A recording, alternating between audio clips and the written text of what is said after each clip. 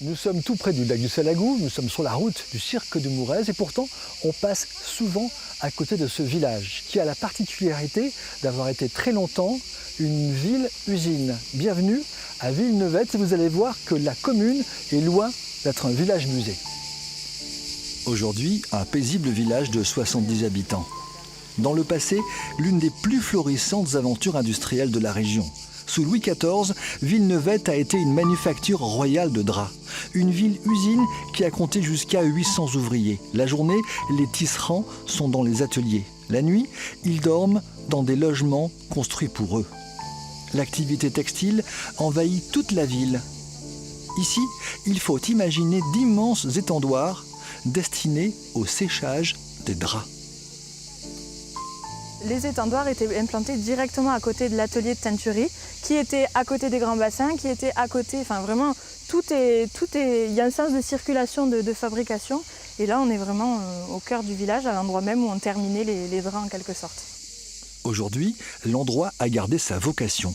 Un étendoir utilisé par tous les habitants.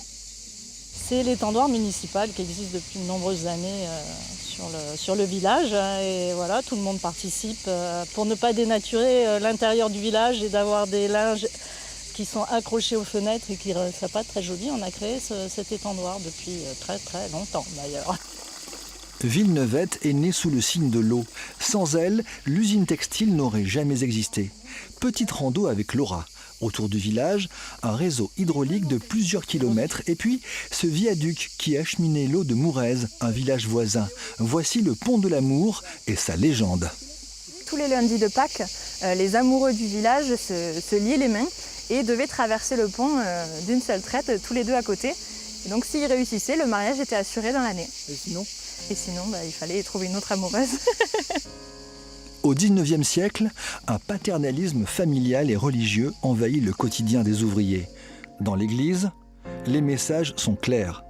Dieu bénit le travail, alors que le matérialisme et l'athéisme conduisent tout droit en enfer.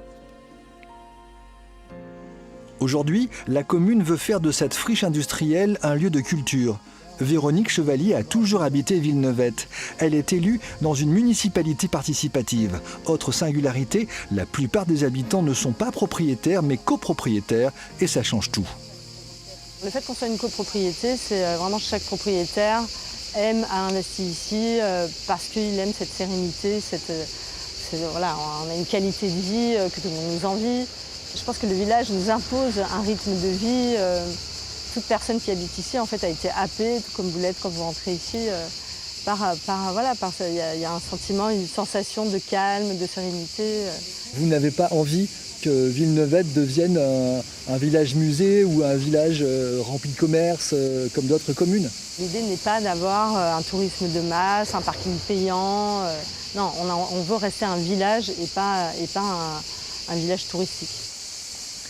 Et autour de Villeneuve, les sites remarquables ne manquent pas. Par exemple, le cirque de Mourez ou le lac du Salagou. Et alors, j'ai trouvé pour vous une application Easy Travel, EZI, qui sert en fait d'audio guide, où on peut écouter les anecdotes et l'histoire de chacun de ces lieux, bientôt celui de Villeneuve.